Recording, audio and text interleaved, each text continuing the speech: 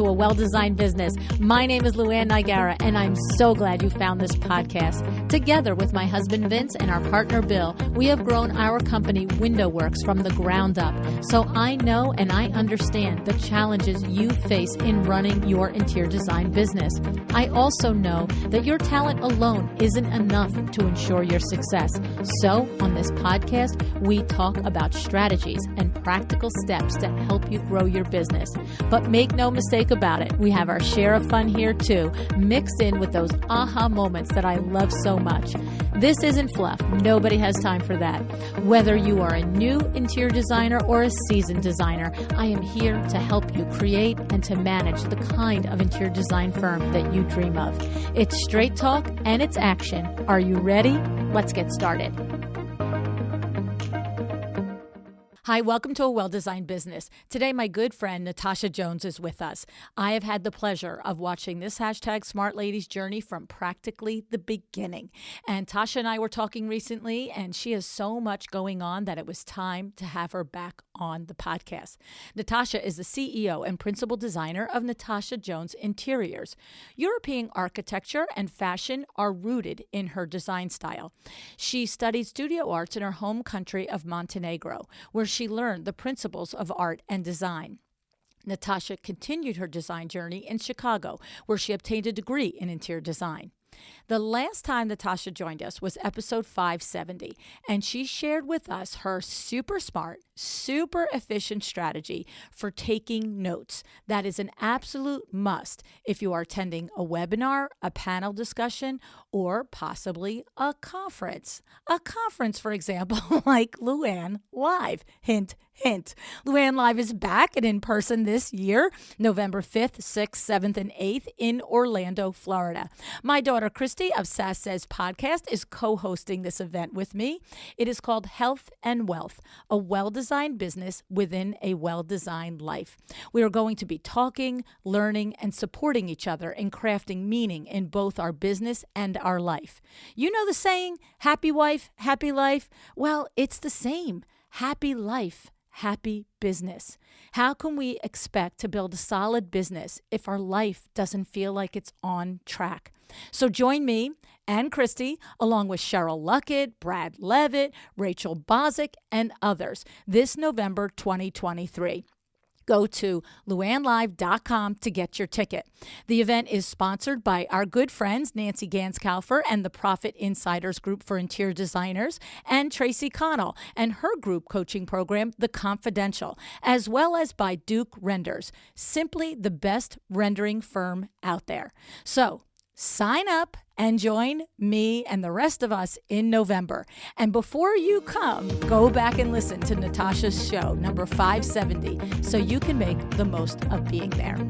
Now, if you know Natasa already, you know you're in for a treat. And if this is your first time meeting her, I'm sure you're going to love her as much as I do. Let's learn how she's been scaling her business these last couple of years.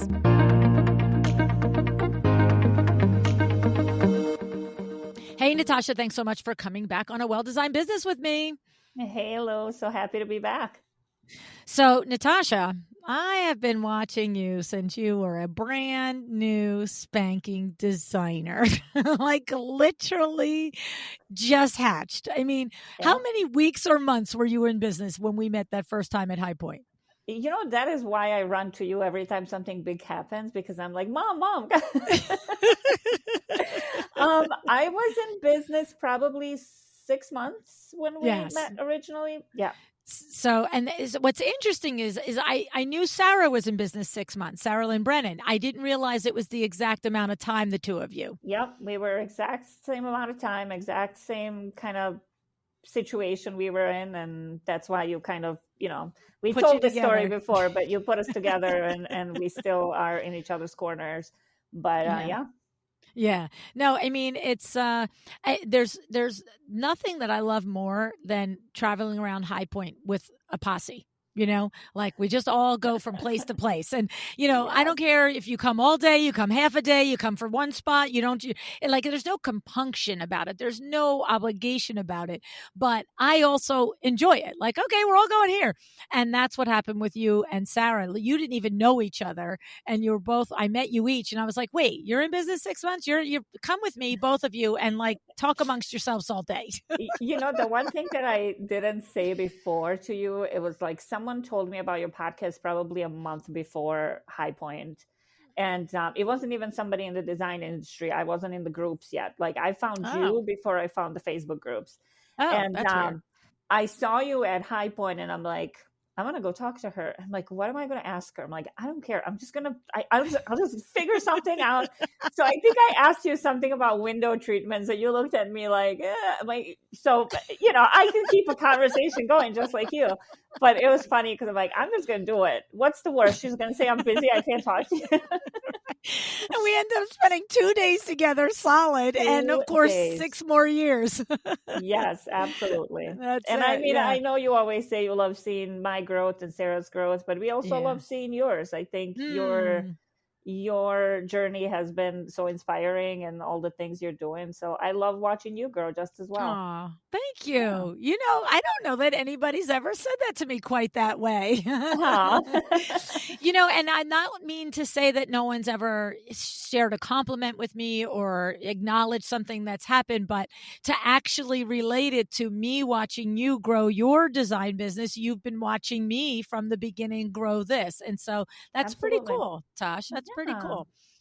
So we have big things to talk about. We, of course, will put in the show notes the other episode that you've been on where we got the beginning journey, but now we're at that middle journey for you as a business owner. It's like the growth journey. It's when you start to get out of your box. And what's fun and exciting about this particular conversation is that you're through it a little bit. You've seen some results of the growth journey because I've interviewed designers that are just in that moment of, I'm just made my first hire. I just did this. And they're not actually swimming in it yet. In the They're water sort of yet. like, Mhm. yes. And so it's not like you have 10 years perspective back look on it, but you're a year into it, into the results of these 3 big moves that you've made in your business. So start me Mhm. off with the first big move that you invested in video marketing. Yeah. So during we all have to mention pandemic all the time, but it seems like before and after pandemic. Right. But before I answer that, if you don't mind, like, I just want to let you know that COVID year for my business was financially pretty good, but personally, it was not my favorite year because it just felt like, a lot was going on in the media and everywhere. And I just did not feel, like I had the right almost to market. And I remember you like in my head saying, keep marketing, and I'm just like, it just felt icky to me to go out there and talk about pretty pillows and paint colors and kitchen renovations when people were struggling in so many different ways, from the Black Lives Matter movement to COVID to all of that. So my COVID year, when everyone else was kind of booming, was not the best until in the middle of it, I kind of woke up and realized I got to take some of this stuff that's available out there. That's right. So it was a very interesting year in that sense, that the first half was kind of like, I don't want to do this. This feels weird, to, okay, let's get going. Yes. So That's interesting, Tosh. yeah. That's interesting, because of course, all big and little events we all process personally. Hello, right? How it hits us. And that's interesting to hear that, and to just know that it was hard for you during that time. So I'm sorry for that. But it's there is the other side of it, right? That there is, legitimately people that were, if I have to be in this space, I have to make it a place that my family feels happy and comfortable and safe. And that's what you guys do. You transform spaces so that people feel wonderful in them. Absolutely. And so you had to make that transition into recognizing that, what you do was needed, right?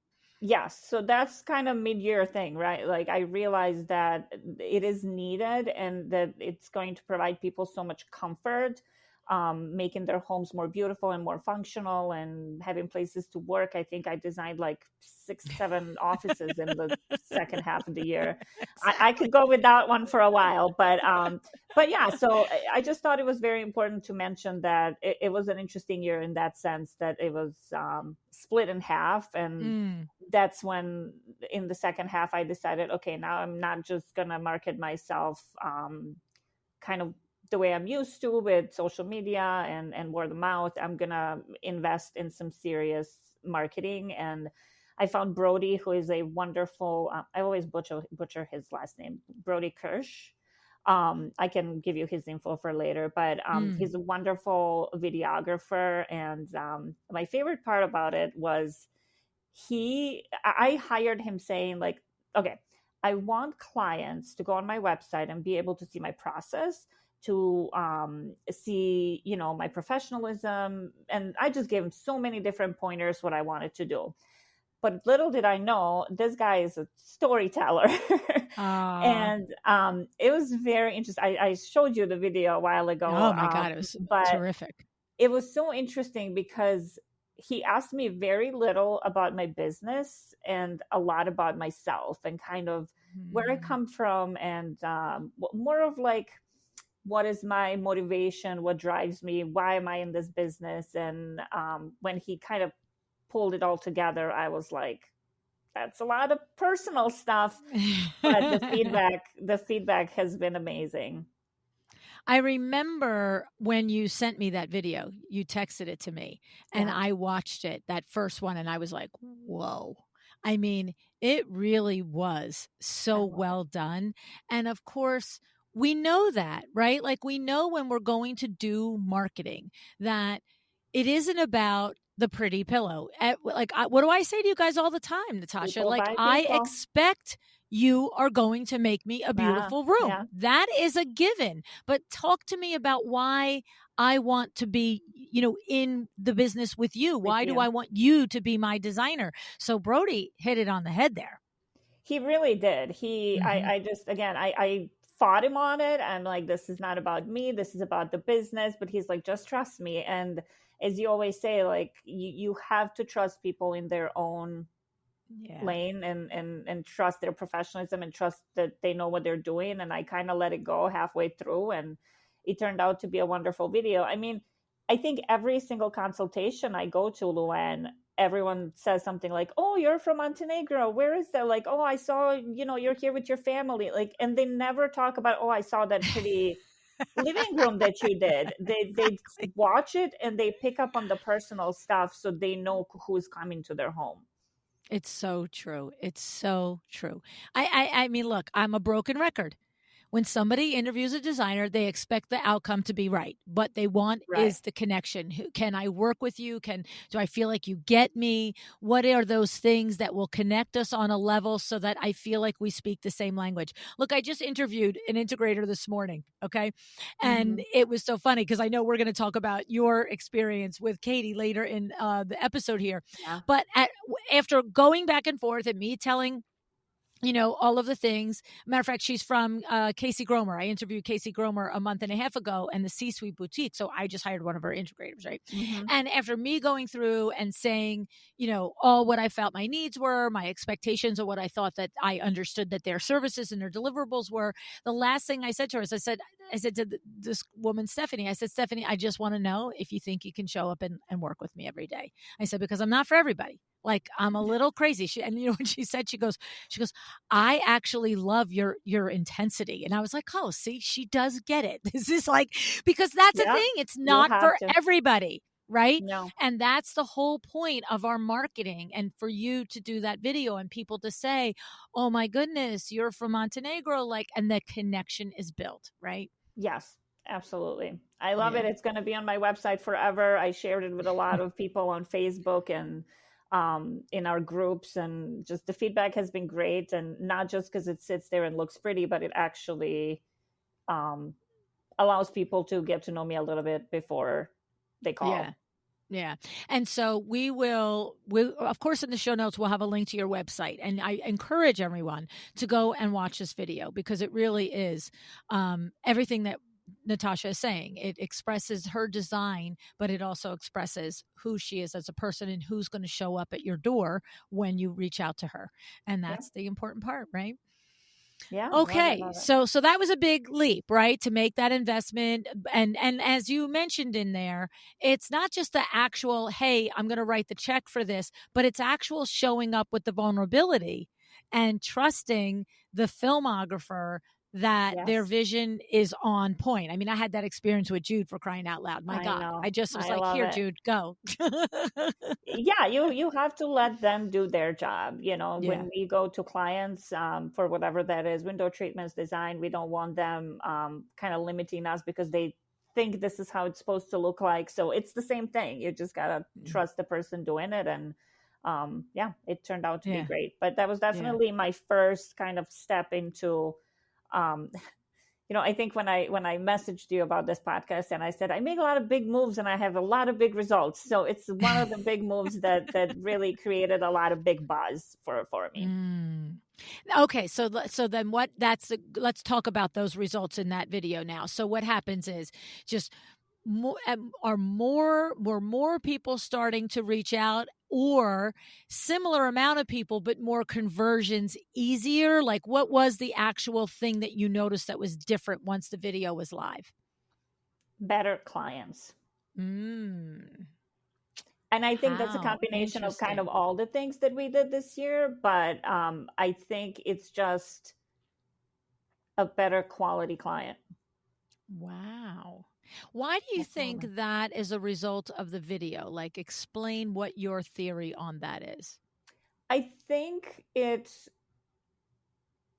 like not to say that the clients that I've worked with before are not good clients, or we understand each other on that, No, but it's we like do. And we're among friends. We understand. We all have aspirations. And the person exactly who we pick their paint colors and their bedspread, we love them as a person, but that's not a sustainable, necessarily sustainable for a profitable business if the client correct. So stays there, I right?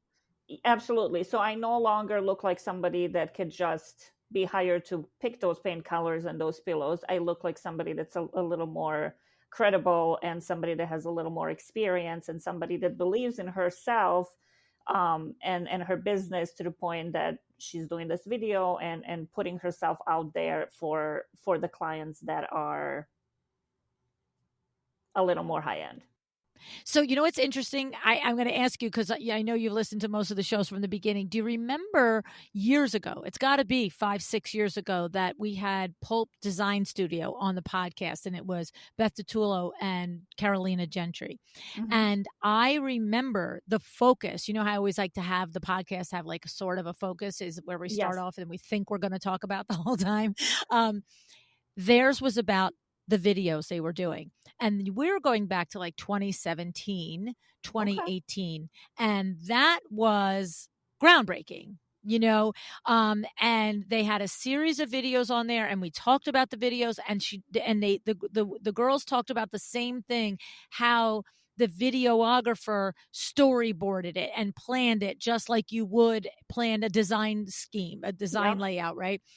And it was interesting because in that year, I interviewed both the Pulp Design Studio girls and Marie Flanagan for the first time. And Marie Flanagan also, and at the time, this was That was like, highly whoa. unusual. Yes. Yes.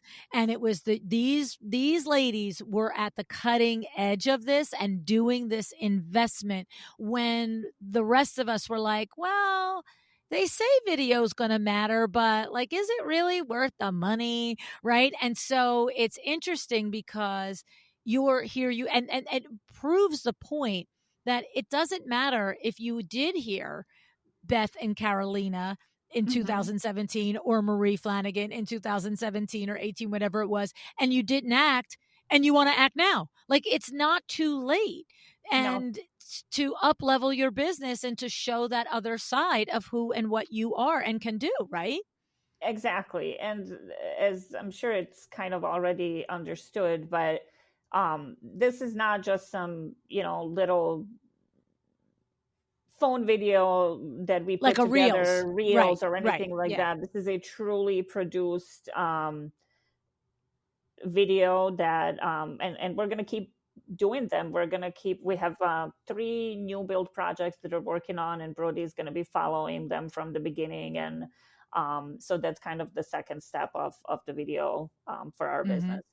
Yeah. I mean, the truth is that we know reels are valuable and important to do as well, but this is like Different. what the level that Pulp Design and Marie Flanagan were doing back in the day, where it's an Yes. actually, to your point, a produced, like it is. It's you we're good. There's a point. We know what we're doing, where we're starting, where we're going.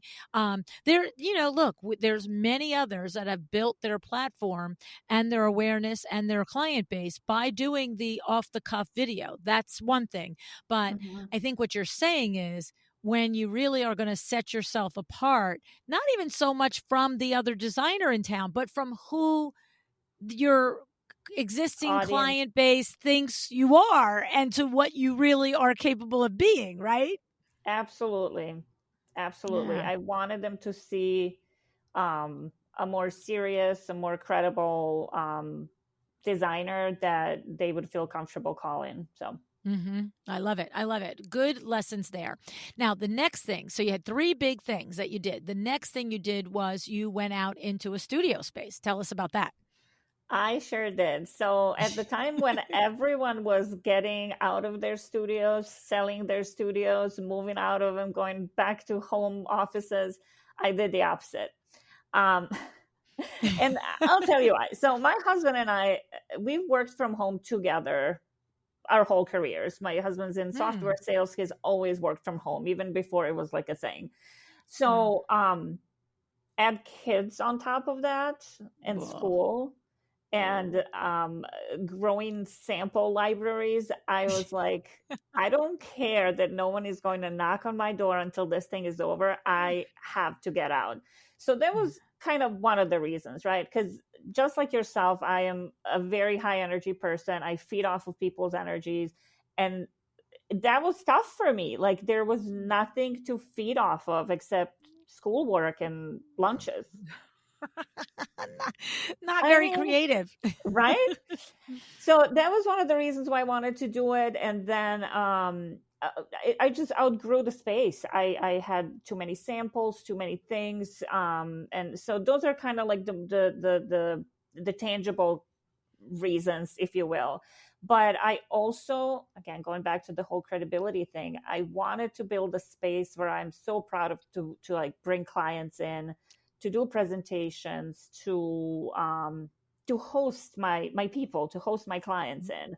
And while it was very scary because it costs a lot of money to go from a white box to a full studio, it was very important to me to make that next move.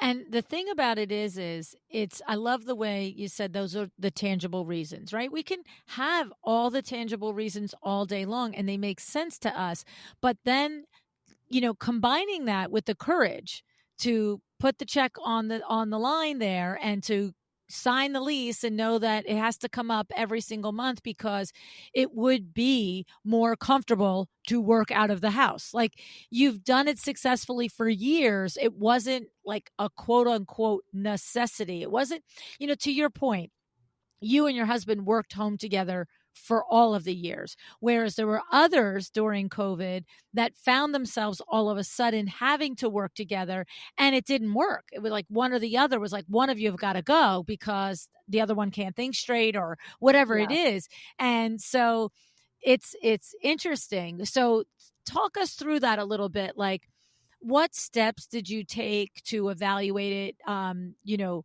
Whether the location, whether it was good or bad, or the rate of the square footage was high or low, or the length of the lease. Like, what did you Yeah. do to feel comfortable with making the leap? So to put it in the most simple kind of terms is I looked at what kind of average rent around the area that I wanted to be is, and it was like $1,500 or something like that. And I'm like, I can afford that. I know that's not all, right? I know that is not Yeah. all that, but my business is steady enough. I know I can do that. So that was kind of the first simple math. Do I have the money? Can I afford the rent? And then the next step was I researched a lot of areas.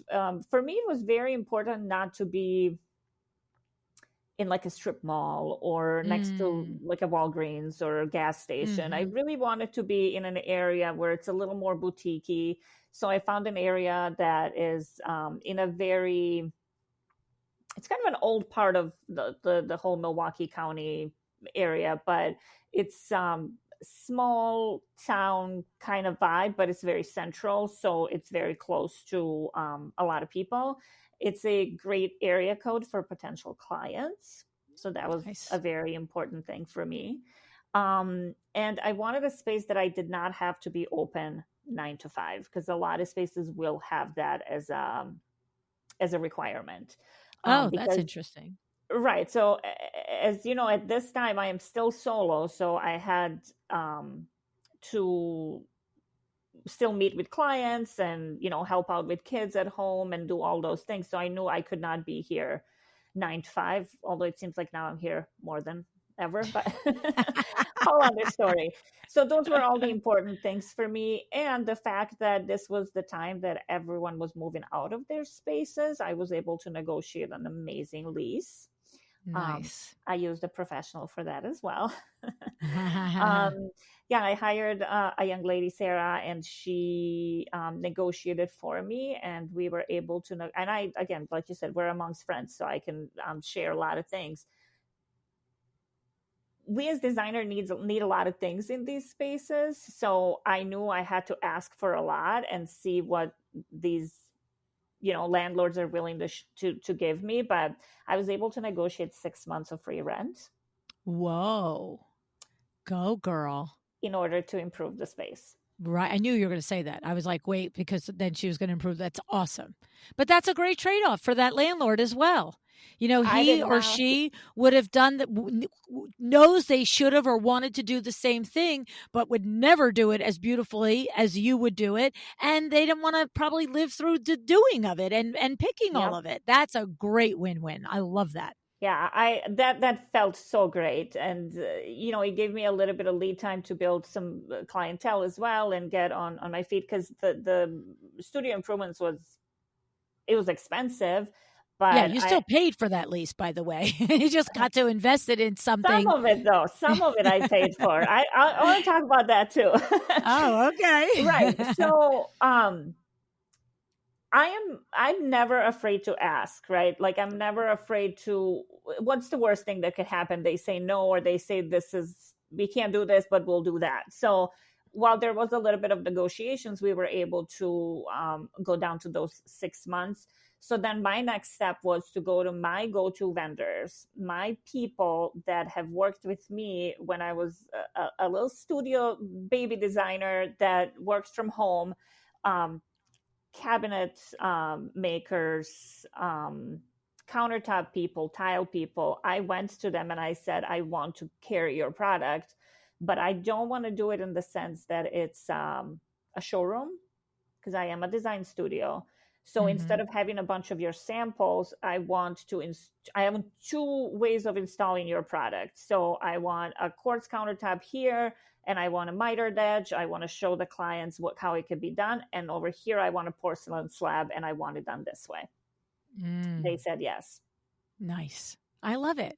You and I, that's where we've known we're always like, there's no fear in asking. Just ask.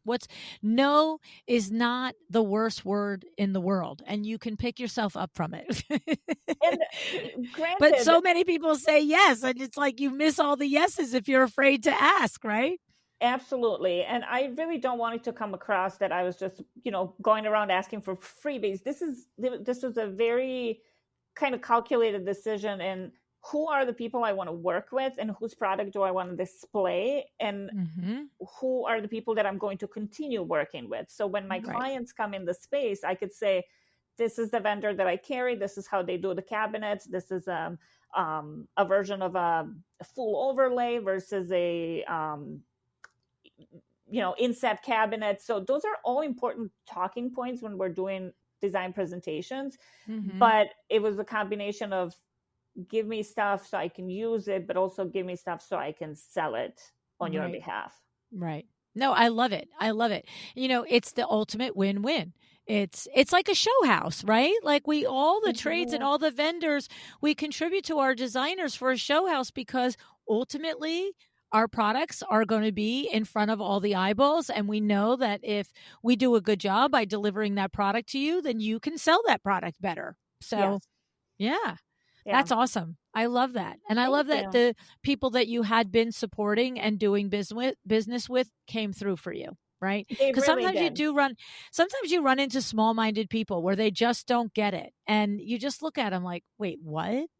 Like, what do you not get about this? It worked out great. I definitely like working with kind of small mom and pop shops, and I don't need to work with the biggest fabricator in town. I like where I can call my person and say, hey, is my stuff ready? So for me, that's very important. And I always vibe with those people. So now that I have a space, it's just made it even easier to work together. And sometimes I even let them bring other designers or clients in the studio to show certain things because they don't have it. Because, for me, there's no such thing as competition in our industry. I know that my aesthetic is different than a lot of people, especially in the Midwest. So if someone wants to come use the space and check it out, I'm totally fine with that. I love it. I love it. We used to do that at WindowWorks all the years. We still do. Yeah. We would say to, designers, bring your client in here. Oh, but I feel funny if I'm not going to do the window treatments with you. I'm like, it's fine. Why do you got to go all the way into New York City when I got 2,000 fabric books here? It's fine. Yeah. You know what I mean? Yeah. Because you never know, right? I mean, I had this one designer that was like from 45 minutes west. Now we're 13 miles from Manhattan, but that 13 miles can take you an hour to 3 hours, depending on the day and time. Right. Yeah. You know what I mean? But there's one designer that was about 45 minutes further west. And so for her to go into 200 Lex or the D&D building, was a massive undertaking each time, right? Yep. It was like 2.5 hours of traveling, parking, trying to get samples and then get back by the time our kids got out of school at 3:00. And I used to say to her, crazy. Just come to the showroom. Oh, I feel fun. I'm loyal to my window treatment person. I'm like, it's fine. It's fine. You know what I mean? And what happened was ultimately her window treatment person moved on, closed up or whatever. And after years of her coming in and using the showroom, then we started doing her window treatments. Exactly. I had no expectation of that. It didn't matter. The point is it all goes around. It all comes around. Just share and it all works out right in the end. Right. I agree 100%. It really all does. And, I continue to sell their product and they continue to support me and bring me any samples that I need. And I love my colleagues, my vendors. We have great relationships. And we refer people to each other, even if there's no mutual business, we'll still refer. So. Right. Now, how many square feet is the space, Natasha? 1,300. Okay, good size. It's a good size. And so it's not a showroom. People don't come in and look at furniture and want to buy it or lamps and cash and carry. It's a place for you to do business out of. It just looks prettier than your average office that people do lawyering out of or accounting out of. Absolutely. So I wanted it to have a very residential feel. Every now and then we'll have a person come in and be like, can I buy a piece of furniture? And we explain kind of what we do, but it's I like to call it an interactive design space. This is where we work, but this is where we also bring clients for presentations.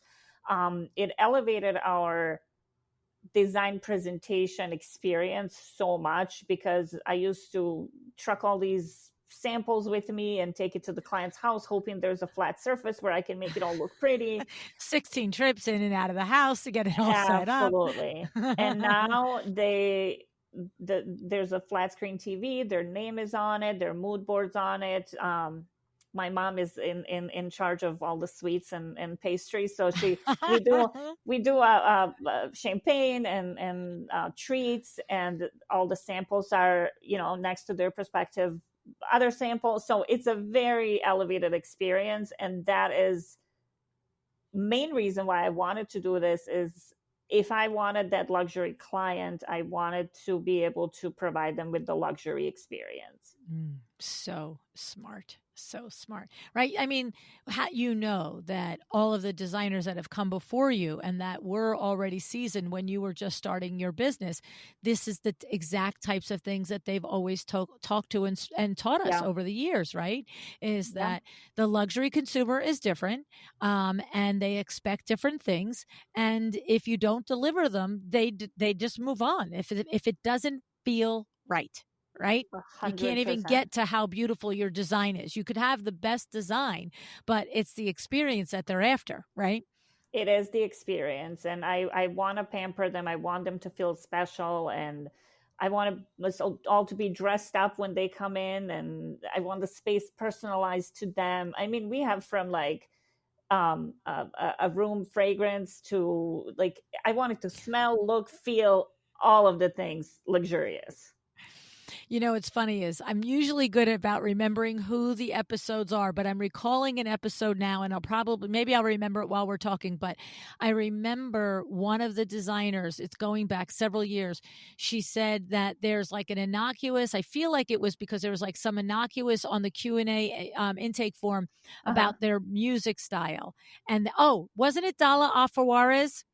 Wasn't it must Dala? be. I think it might have been Dala who designs restaurants in Arizona. I think I it was met her Dala. at either LuAnn LuAnn Live. Live. Yeah, yeah. Yeah, she was at LuAnn Live 2019. Yes. And I feel like during the presentations, they play a playlist because, of course, she's designing restaurants. And so they play a playlist of what they expect the vibe in the restaurant that the owner is going for and that they've been designing for. And that's just that extra layer, right? It is, and people love it. They talk about it. They feel so special when this happens because we truly customize the space to fit them, and again, it just makes them feel so special, and that is what you need to do with that luxury client. Yeah. I mean, you think about it. If you came into your beautiful space and it was all the things and your mom made the beautiful and the, luscious pastries and the candles were there and it smelled good and you're playing, Baroque music, right? But you're designing, like in Dala's case, a restaurant that's going to be like a craft IPO brewery type thing. Like it's all beautiful, but the other speaks to that person. And that's the difference. That person is instantly like, this is great. I love being here. It's like, oh, then I love my design, and here's the check that I love. Have it all. Yeah. It's so hard sometimes, if we're doing like house finishes, we've been doing a lot of that, like for new builds. It's hard to, unless you're going to render every single room in the space, which is almost impossible to do in a short time. It's hard to show people how it will look, feel, kind of vibe with the rest if you're just showing them a couple samples. But when we make this huge presentation at our island and talk about it and throw in a couple flowers, I know I'm kind of like nitpicking here all the details, but it really does matter. People respond to it so well. Yeah, no, I agree. You've heard me say 1,000 times. If the lighting in a restaurant isn't good, if the staff is not friendly, if the person at the bar or at the entrance hostess seat doesn't act like they know me after the third time I'm there, I don't care how good the food is. I won't go back. Vinny's like, "Oh, let's go to the place." Like, nope. He's like, "What is it?" I'm like, "Their lighting sucks." Or I'll be like, "We've been there 3 times and that same bartender every time, and he doesn't even look at us like he knows us." He's like, "Well, he probably doesn't." I'm like, "He's a bartender. It's his job to pretend." Yeah. And if it's a nice restaurant, you probably are like, I'm paying a lot of money to be here. I want to be treated like I'm paying a lot of money. That's it. By the same token, I'll go to restaurants that have less than average food for a better than average experience because I don't really care about food that much. Yeah. So, absolutely. Oh my goodness. So that's awesome. All right. So the next big move was hiring. You hired 2 people. It was. Can I go back for 1 second? Sure. I just wanted to mention that, you always talk about our margins and all of those good things and buying power and all of that. Once you have a physical space, you are considered a storefront. So we were able to get wholesale pricing on almost all of our vendors. Oh, Because big we have the advantage. physical. Correct. So that was another big thing. And again, this was not like a loophole or anything like that. If you have a space where clients can walk in and sit on a sofa, whether that's the sofa that's the vendor you're talking to or not, that's considered a storefront, and that puts you in a different buying power. Wow. That was And a that huge, huge really thing. that really does make a difference in your profitability and the money that goes back to you and your Absolutely. family. Yeah. Nice. Love it. I love it. Just wanted to mention that as well, because I'm that was a glad you did. big part. Yeah, no, I'm glad you did. Okay, so talk to us Hiring. about the next big move. So the next big move was hiring an assistant, but I was a little scared, so I hired somebody as a 1099, and Okay. just to kind of help me handle the workload, because I was very busy. And probably like 3 or 4 months in, I realized that I needed somebody full time for that part. So we have a full time junior designer now, but the main position I want to talk about is Katie's position. You met Katie at gosh, what was it? Power Power Talk Talk Friday. Friday. Like LuAnn, Yeah, oh, that last was fall. then. No, yeah, Katie came to our Power Talk Friday at High Point in 2021. Yeah, no, Yes, you should 2022. have seen her afterwards. She's like, we got to do this, we got to do this, we got to do that. So, but so just to give you a little bit of a background, Katie and I worked together in a previous career in luxury corporate event planning. And we worked very, very well together. And we would always joke around how it would be cool to make ourselves money instead of making somebody else money, because we did really well. Another joke I always say is we did $2 million in sales in events. That's a lot of bacon wrapped chestnuts. That sure is. So we would always joke about that, like how awesome it would be to do a business together or do something together. And I went on and started my business. She went on and started her own business. Both did pretty well. And then her, not to go into too much detail, but her franchise of her business offered to buy all of the stores she had, and she ended up selling the business. So nice. Good for her. we started talking in October of 2021. We did not form a partnership until the following year, probably 7 months into it. So there was a lot of talks about how we are going to do this. Is she going to be a partner? Is she going to be an employee? How are we going to do this?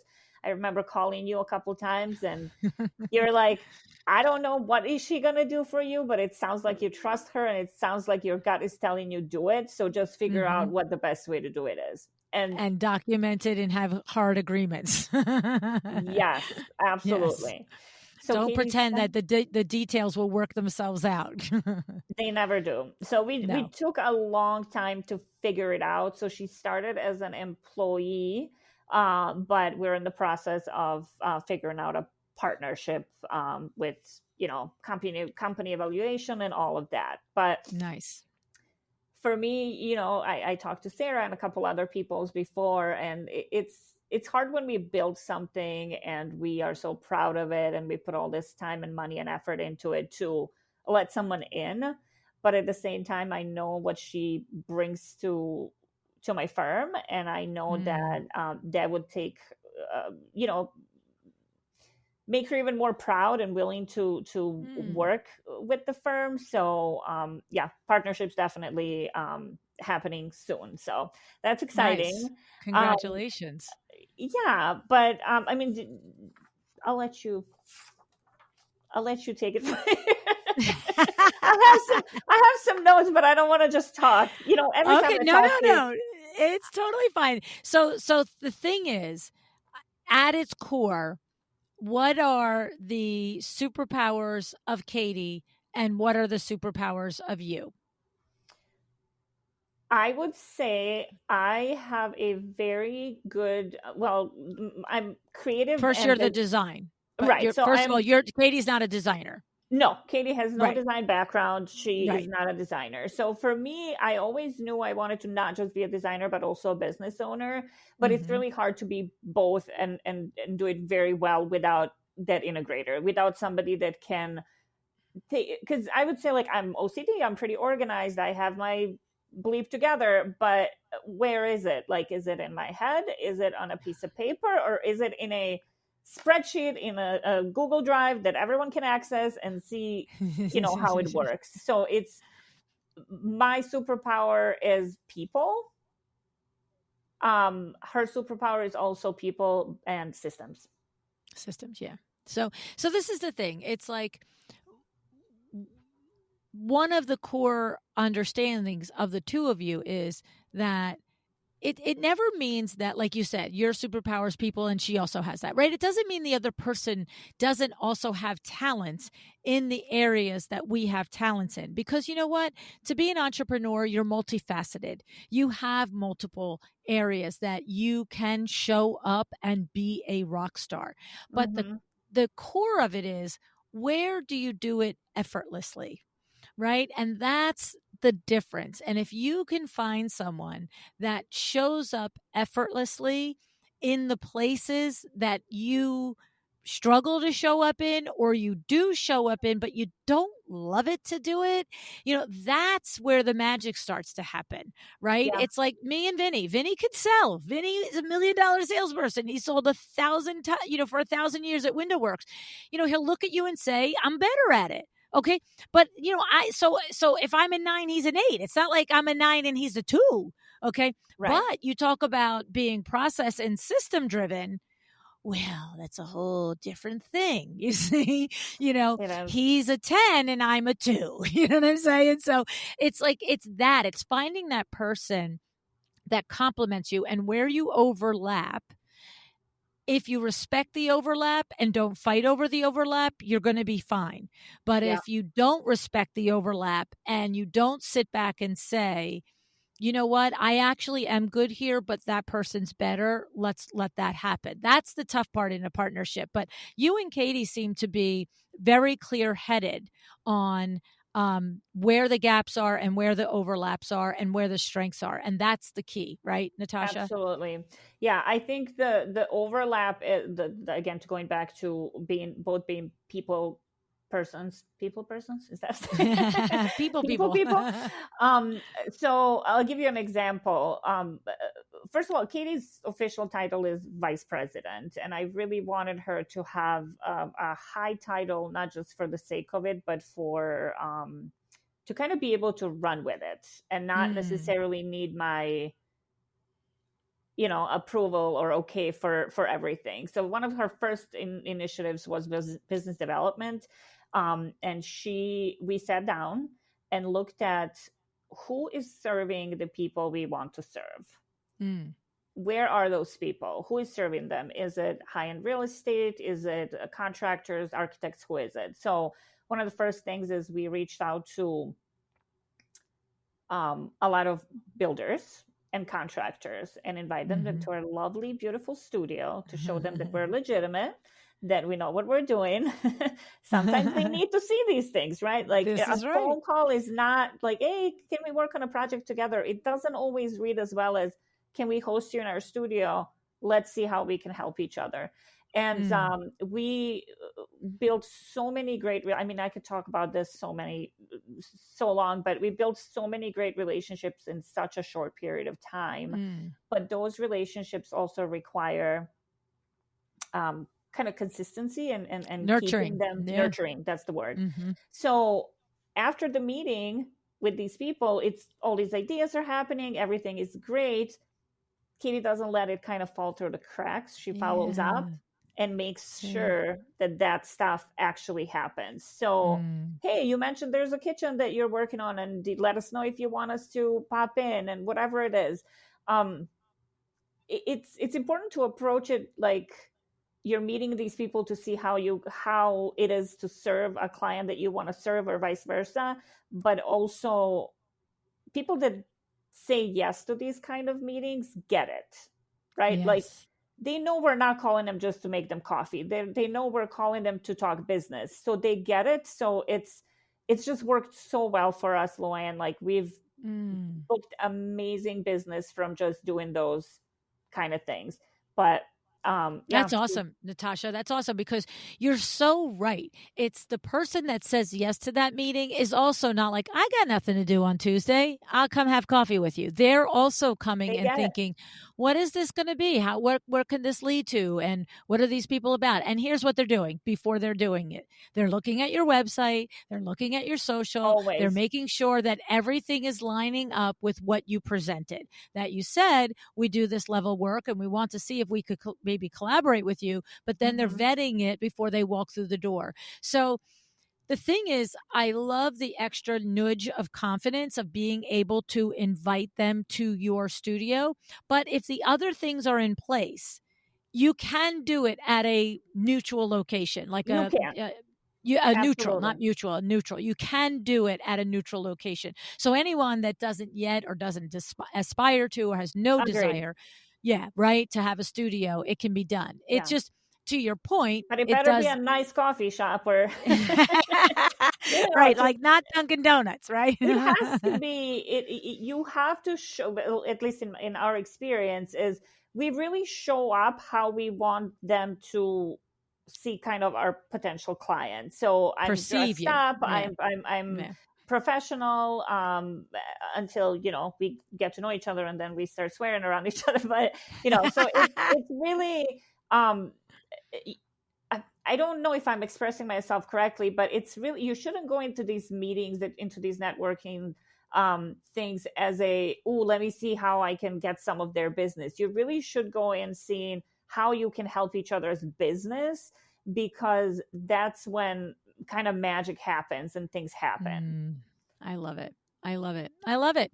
And you're right. The truth is that I think most designers are already inclined to get dressed up. By the way, every time I pack for a trip, I'm like, couldn't I go be speaking to lawyers right now that don't care what the clothes look like?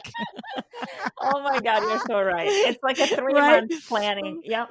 Right. Which I do like 3 hours before, and I'm like, all right. And then I'm like, oh, they all saw this at the last market. I'm like, whatever, we're moving on. Okay.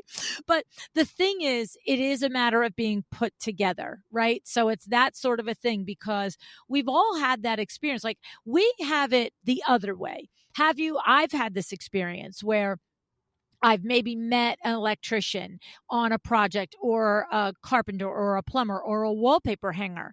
And they're like, oh, hey, blah, blah, blah. We did so good on this project together. Maybe you could refer me to other projects. And literally, my brain will mentally now calculate what was the way that this particular trade showed up through the whole process. Like, every time I walked into the job, was there like coffee cups all over from the wallpaper guy, like all the paper coffee cups, like all empty and all over? Or did I notice that when we were standing there, he's in his work boots in the kitchen, which is clearly not in construction. Like, there's just nudges, and your brain mentally places them to what client you will refer them to and who you won't. There's some that you'll say, right? No, a client can ask us for a referral, or like, oh, do you have a contractor in mind? And I can tell right away who is going to work well with them. Like, how did they show up? Like, did they come in their contractor clothes, or did they actually dress up because they respect us as a business and a potential relationship? And how are they going to respect the client? And clients trust And that's us. the thing, when you think about that, when you think about contractor showing up to do a quoting process, right? We're not expecting the contractor who wears boots and, pants and overalls and all the crap to come to a quote in a suit.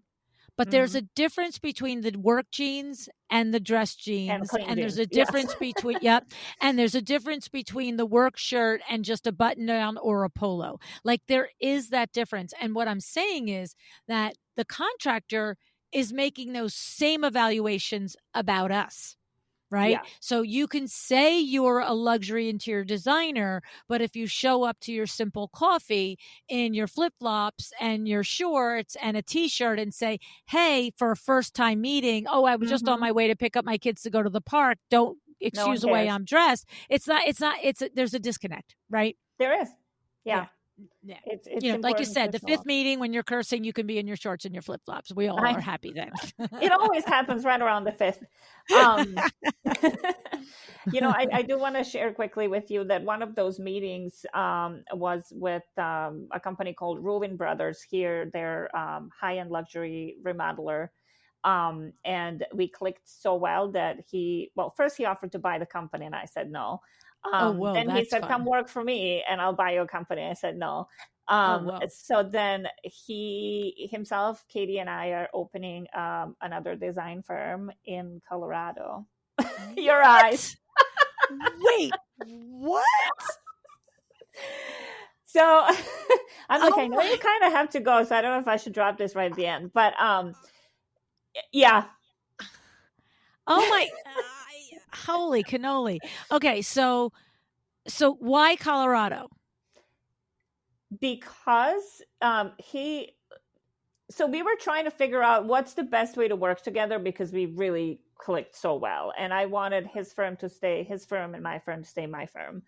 And Katie wanted to be part of it as well. So he has a home in Colorado in the ski area.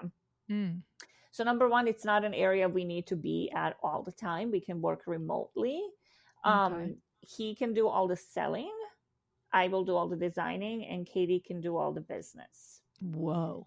So, and these are mainly vacation homes that we're going after, and we're only doing furniture and only high end. So it's in the very beginning stages, but the name is Indigo Sky Interiors, and it's official. We just haven't, put out all the stuff out. Oh my goodness, that's incredible. That's crazy. You must have really had a terrific instant connection to like you just talked to us about how you've known Katie for years and you still for 7 months, talked it through. And oh, by the way, I met this guy and we're going to be in business together, Lou, in Colorado. Okay. Right. I think that's awesome, Tosh. We started the conversation with talking about how we do business and how he does business and little things like tracking hours and watching our margins and stuff like that. And it's just kind of developed into meeting after meeting after meeting. And he legit said, like, close your doors. I will hire both Katie and you. Wow. Let me absorb your company. Let's do this. So it was kind of a joke, but not really. And then we're like, what do we got to lose? We got to, I didn't want my name on the company because it is a different thing. And there's a lot of clientele there, and not to repeat myself, but these are mostly second, third, fourth homes, right? Or people that like to ski every now and then and host a bunch of people. So that's the only area we're going to focus on. And we have some meetings set up to go meet some people up there soon, and we'll see where it goes. Isn't that something? Now, is it a drive from you or a plane ride from you? Oh, no, it's a plane ride. We're in Wisconsin, so it's not. Yeah. I'm only mildly familiar with the geography of the U.S. I'm just going to say, I know you're over there. I am north, no, seriously, literally expected it was a plane ride, but I thought, what do I know? Maybe it's one of those states that border it.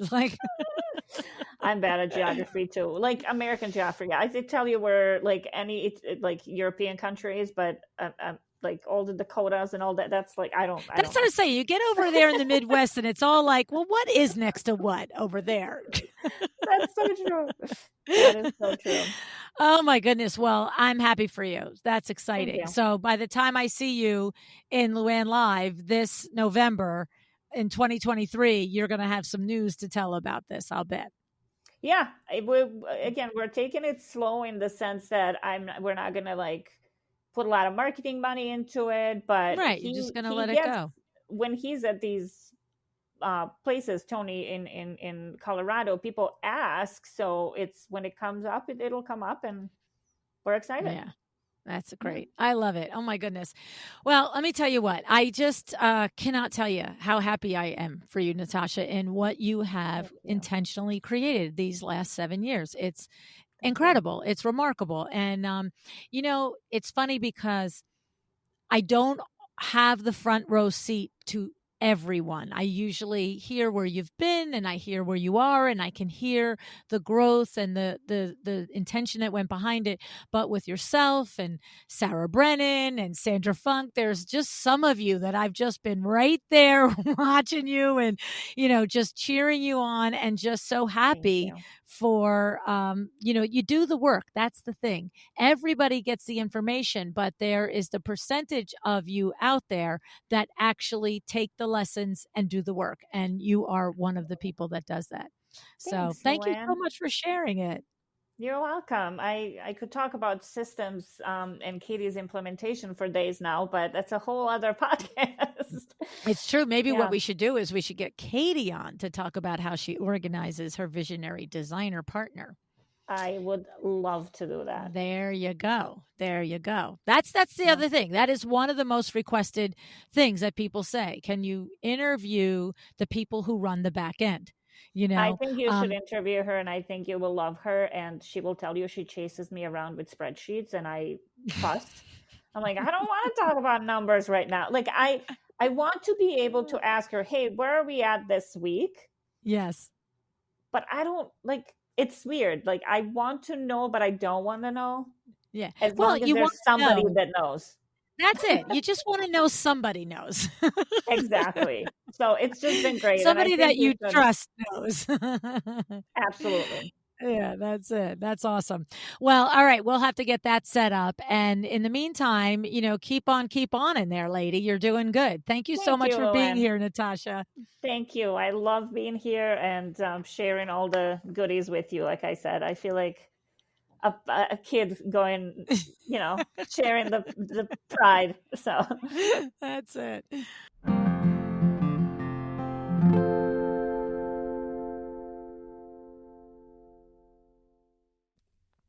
I always love sitting down with Natasha and talking about her business and how she's growing it. She mentioned that she feels like when she updates me that it's like calling her mama to tell her what she's done. But I have to say I feel the same way as a proud mama when I see and hear what she is continually doing year after year. Now, let's pick apart what she's done these last couple of years, right? First thing, she decided to invest in video marketing, and it created a beautiful result. We'll link the video that she mentioned in the show notes and also the information for her videographer, Brody Kirst. If you've seen the docuseries that Jude Charles has created about us, me and you, this incredible podcast community that we've built together, then you know I am 100% camp the importance of storytelling and how it can express your value to your clients and how you can deepen your relationship with your clients by helping them understand your why and helping them connect with your purpose. Natasha has seen these results. She said a direct result of the video was better clients that were serious, clients that understand full service luxury, and clients who understand why it's valuable. Right? She said it best. There's no such thing as competition in this industry. And I agree with her wholeheartedly. The thing that makes a client work with you at the end of the day, instead of someone else, is the connection that you have and is your ability for them to see themselves in your process and your ability to express your uniqueness as a person to them, not as someone who can place a sofa in a room. Okay? Now, Natasha didn't stop with video.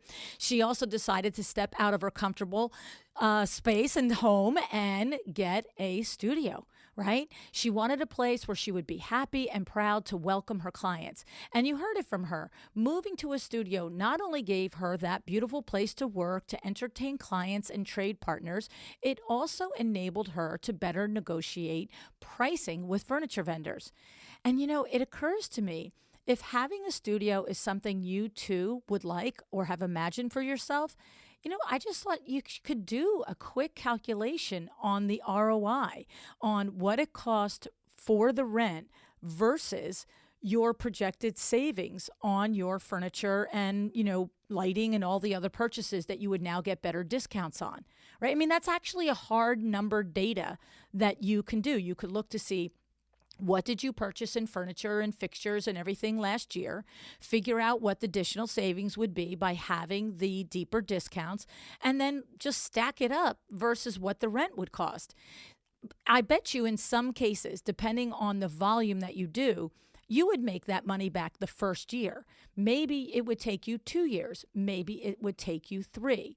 But it's sort of like when you hire your first employee, like a designer employee, not a bookkeeper, something like that, like a billable employee. Kimberly, our fractional CFO, co-author in the Power Talk Friday books and instructor at LU University, she says that your hire, who's a billable employee, should actually earn you money as opposed to cost you money. So it occurred to me that a studio could actually be almost figured out the same way. Not almost, could be, right? So think about that. All right. And then also don't forget to approach your vendors and trades for in-kind displays and work on the studio. If I have to tell you, if a designer wanted drapes, motorized shades, blinds, or anything for their studio, at the very least, Window Works would do it at cost. And I can tell you, for a long-time design partner, we would consider doing it at no charge, particularly if it was going to be a public space where the designer was intending to entertain clients. I mean, it's advertising, it's marketing dollars, right? Now, lastly, Natasha did the other final thing, which was hiring. And this was a big impact on her business. The junior designer to run around to get the things done, to be billable while she's rainmaking, and also the VP/integrator, right? These have both have had positive results on her business. You know, this is the power of hiring correctly. So if you have yet to learn this skill or to get the resources for that, I highly suggest you think about that. And you can go to episodes with Eileen Hahn and Jessica Harling. Both of them have had extensive conversations here about hiring employees correctly. All righty, we'll put them in the show notes. As you can see, Natasha has been busy and focused on working towards her goals. It doesn't happen overnight. Natasha is an avid, long-time listener of the podcast. She takes the lessons, the insights, and the strategies from you, her colleagues, to heart, and she puts them into action. Now it's time for you to take her podcast episode to heart and decide what actions you will take based on the inspiration that she's provided today, right? You know I want that for you, and I know you can make it happen. So make the most of each day and work, even if it's just a little bit, every single week on something that will get you closer to your business goals, okay? All right. Thank you, Tosh, for showing up today and sharing your journey and this growth with us. I am super, super a proud mama. Thank you. Decide to be excellent.